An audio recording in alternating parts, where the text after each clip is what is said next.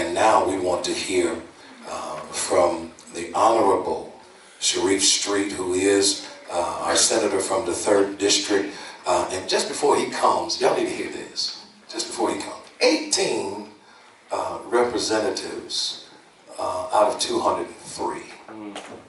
18 African American out of 203. Y'all need to hear me. 4 senators out of 50. 4 out of 50. That's in the state.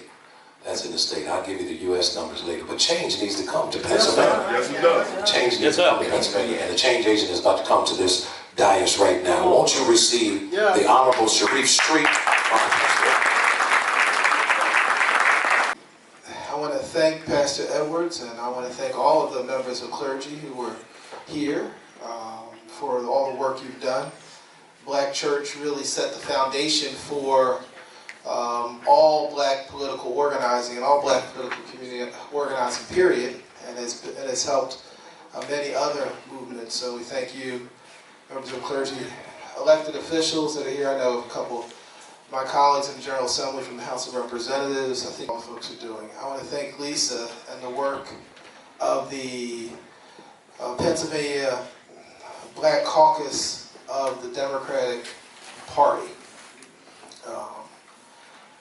for the work that you do, and I want to thank all of the members of the Pennsylvania Black Caucus's Executive Committee and the new members of the Lehigh Valley chapter of the Pennsylvania Black Caucus, because it's long overdue. We had a chapter in Lehigh Valley and in Allentown. You know, I was asked to talk about the power of the black vote, personal history, how I got here, but it's relevant. It will take you someplace. And they kept doing it to folks. And he said, well, what is it that we can do to stop this? They said, there's nothing you can do because you can't fight the government itself. And he said, well, that cannot be right. So they got organized, and he decided to run for state representative. And he won. He didn't win the first time, but he did win. And then he found out that they had a little measure of power, and they had to have a little bit more respect. But at the local level, because these were still city folks, they didn't have much power. So he said, well, I want to be the state rep and the councilman. He said, well, you can't do that. So he ran his kid brother for councilman. That guy was my dad. And out of that, they began to organize our community. And I'll tell you something. My life was watching the transformation of us from a community that they organized those vendors, and they got vendors' rights for folks, and they worked and they partnered with people who were in public housing, and they developed housing rights for folks. And now when you see all the vendors who come from other parts of all of the world who sell all kinds of things in Philadelphia, who's known for all their tables, it was because black folk organized that paved the path for all those other people who now sell things on the streets and aren't discriminated against. You know, when you talk about the power of the black vote, it was the Black Panthers, when they created the Independent Black Panther Party, and they wanted to organize. They organized some of the issues that they talked about while the Black Panther Party didn't survive were issues like the fact that children shouldn't go to school and be hungry.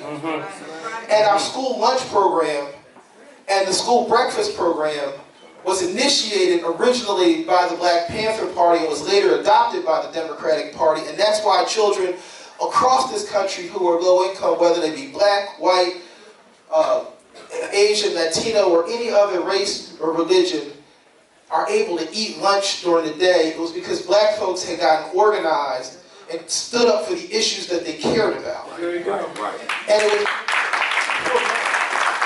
the world not just better for people in our community, not just better for black people, but better for everybody.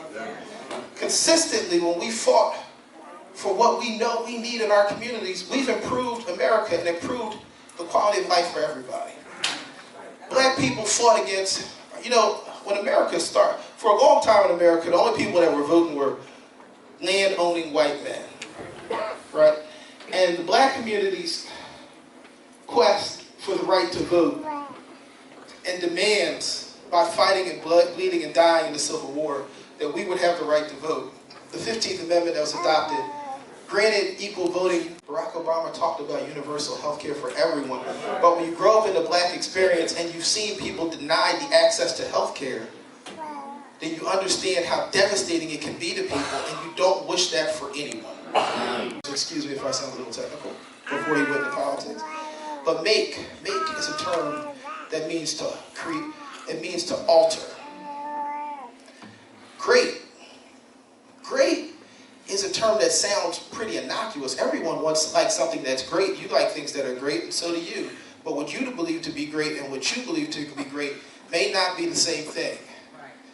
So great is to improve something from the perspective of the speaker. And when you change to make and you add it to great, it means to change something from the perspective of the speaker to make it more the way you want it to be. Right? So that's the first two lines. Make America great. America is the thing that's being acted upon in a sense. So we're going to make America great. We're going to make America more the way the speaker, which would be Trump in this case, make America the way he'd like it to be. But it still doesn't tell us much of anything. The most powerful word in that whole phrase is the last word. The word that appears to be the one that people ignore, the one that appears not to have the most. They say it's about America, but it's really not about America. America is being acted upon. At what point in the past women want to return to? Now, if you're black, and by the way, if you go back before 1971, I got news for all y'all who are Latino or all the other groups. America only had a couple categories before 1971, and all y'all was black before 1971. That was when we added all the new categories. It was called colored, and it applied to you. So, it was in 1971 we split everybody up in that categories. Part of that was colored, and it applied to all of us. And so, if you go back before 1968, the Voting Rights Act had not protected our right to vote. It hadn't protected we had the right to vote, but there were the polls where you didn't respect the dignity of all people, and even if you are a white man, you respect the dignity of those people. You understand your family might not have been rich, and you wouldn't have been able to vote if you go far enough back, because only land-owning people would.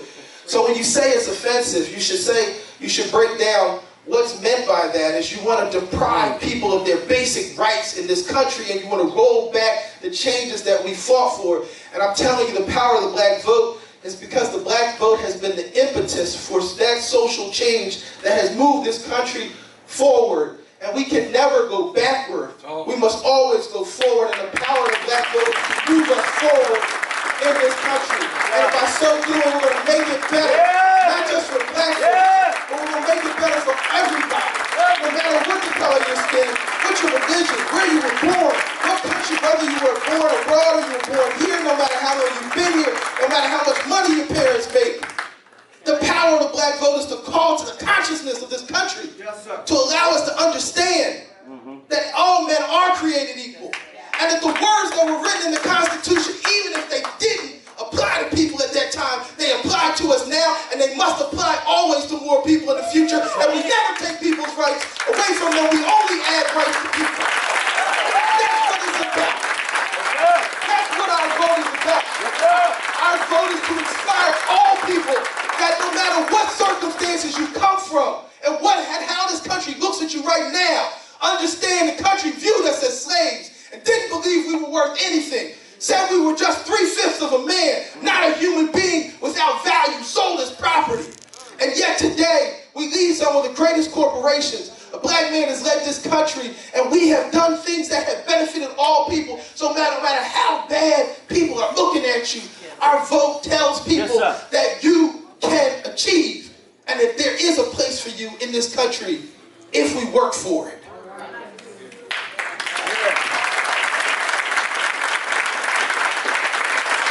So as we move forward, there is a role for the black vote, and there's a role for the black caucus. I urge you to talk about your history and organize your community.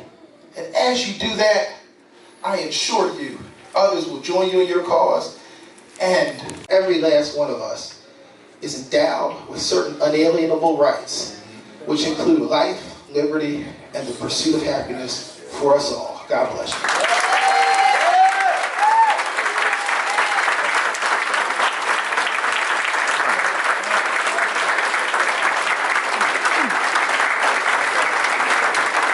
Come on, keep that going, keep that going, keep that going.